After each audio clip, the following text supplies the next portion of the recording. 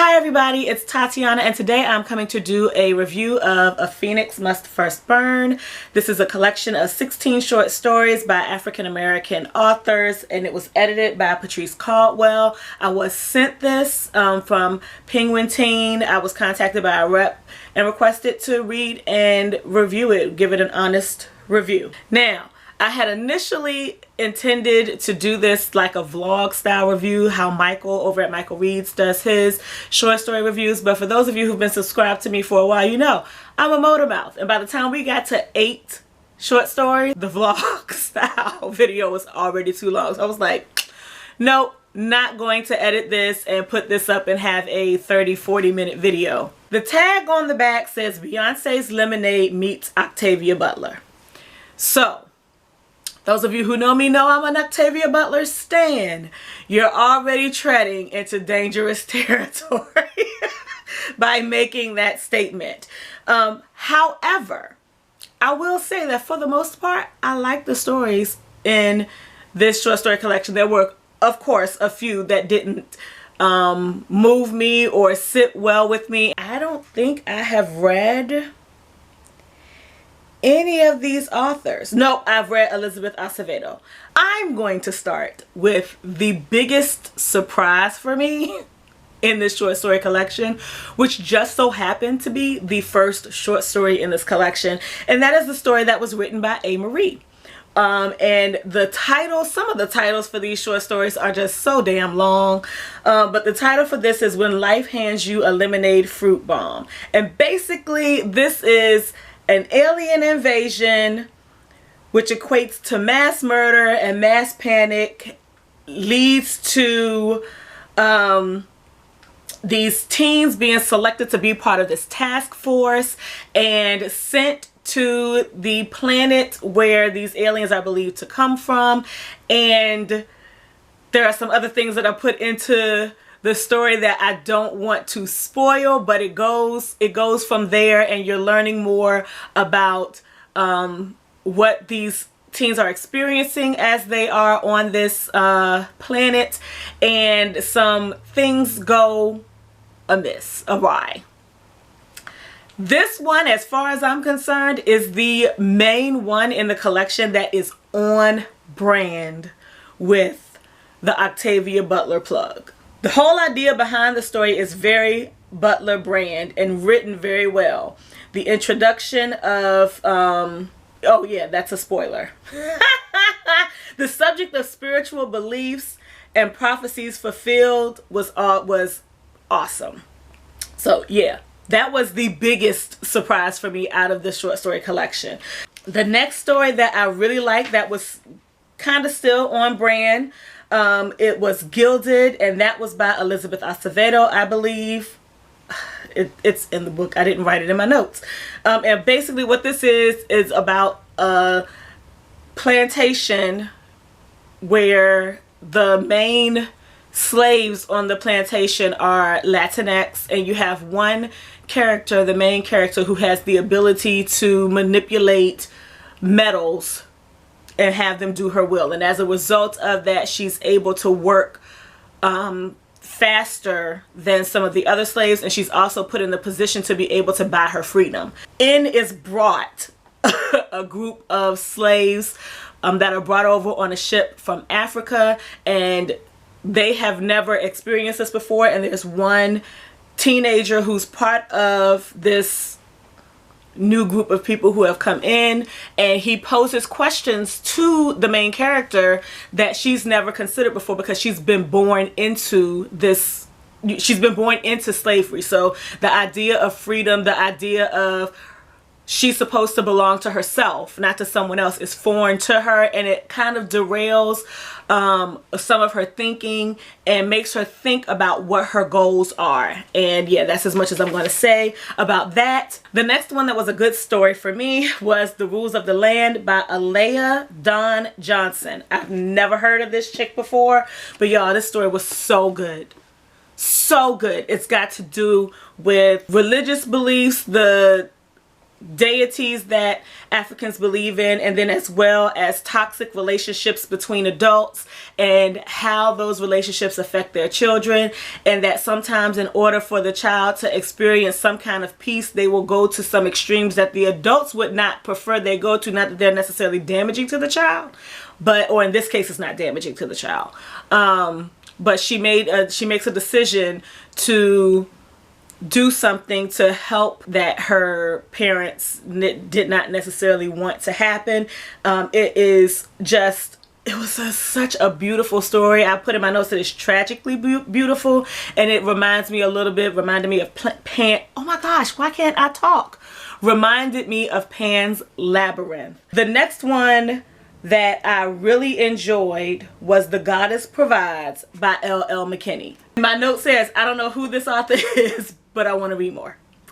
And this story is basically about what happens when religious zealots don't feel that prophecies are coming forward as quickly as they would like to come forward, so they attempt to manipulate the system that they believe in, the religious system that they believe in, and the results of that manipulation is not quite what they think. Y'all, it was so good. Oh my goodness. The next story that I really liked, but is a little lower on the like scale than these other ones, is The Witch's Skin by Karen Strong. And what I really liked about that is the folklore of the, I don't know how to say it, witches that shed their skin.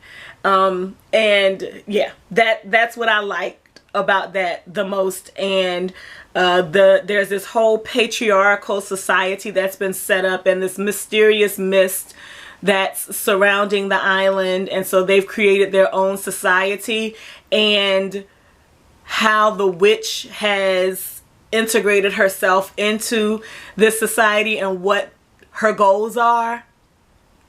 Really, really liked. I will share what my least favorite in this collection was. It was Hearts Turn to Ash, and that is by Danielle Clayton. I did not like this story. I did not like the premise behind it, which is basically if a woman slash girl falls in love with a man and the man breaks her heart dies, and she has the option to either die, go get a new heart, or regrow her heart and live the pain of the breakup and all of that all over again.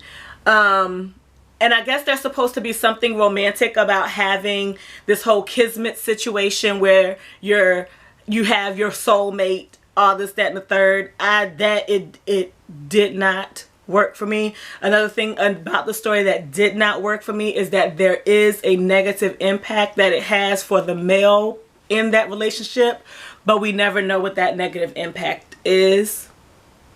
If the bitch gotta die, what the fuck is happening to the dude?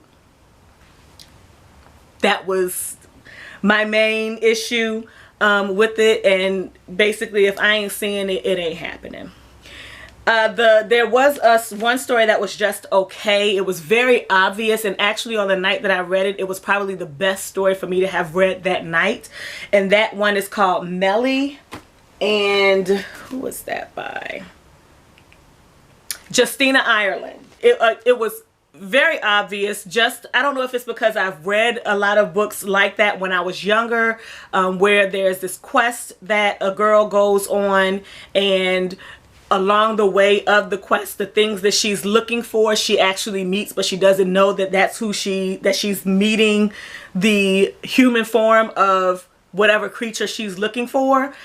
So I knew what was going to happen where that was concerned. The love interest was obvious where that was concerned. There was one aspect in this story where there is a story told within the story that we don't get to hear or see or read, and I really wish that we did, just because of the reaction that story has on the people who it's told to, and how it moves our main character along in what she's looking for, and in her learning some important information about what's going on her island and what someone in the island is attempting to do to conquer, take over the people. There were 3 fantastical elements that I really enjoyed, but one of the 3 that were in the story I didn't know was coming, and when it happened I was like, oh, this is good. I like that.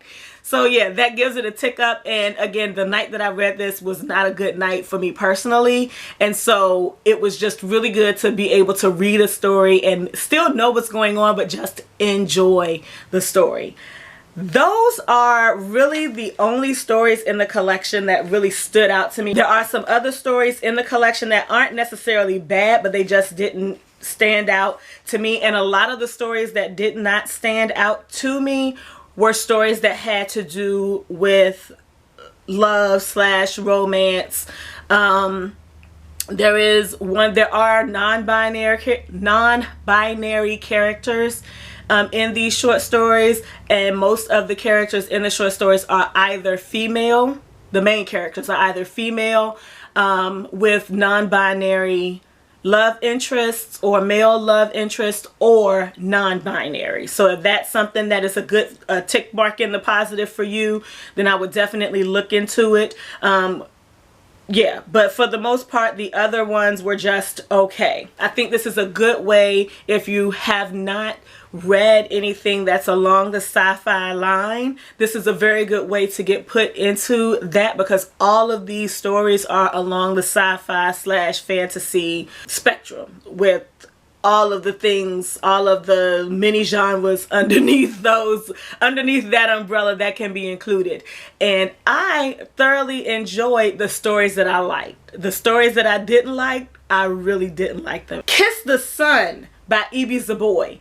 That was actually interesting as well, because it's got to do with revenge and vendettas, and then somebody does something. It's this group of women who shed their skin and are like, in my mind I pictured like fireflies or little Tinkerbells, but they shed their skin and they go on a race to get revenge against the human that's done one of them wrong or done something wrong on the island where they work at a resort, and whomever wins gets the opportunity to kiss the sun. And it's got to do with some colorism, how for some of us, the darker your skin is, it's beautiful, but for some people who have that dark skin, they don't think that they're beautiful. And yeah, that one was really good. I didn't mention that one. I don't know if I wrote out notes about it either, but that one was really good. Yeah, that's all that I'm going to say. This is long enough already. I feel like I've been talking forever. Hopefully I can cut this down a lot when it comes time to edit it. Thank you all for watching. If you are interested, I definitely would recommend picking this up, even for the ones that didn't do it for me. I'm sure that there are others that it will they'll work better for, but for the ones that worked for me, it makes this collection worth it, particularly for the surprises. Thank you all for watching. Thank you, Penguin Team, for sending me this book, and I will see you in the next video. Peace out.